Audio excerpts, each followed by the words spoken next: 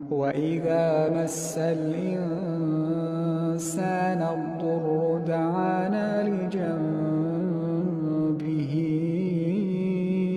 أَوْ قَاعِدًا أَوْ قَائِمًا فَلَمَّا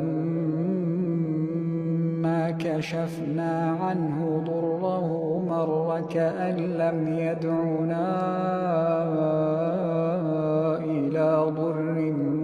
مَّسَّهُ كَذَٰلِكَ زُيِّنَ لِلْمُسْرِفِينَ مَا كَانُوا يَعْمَلُونَ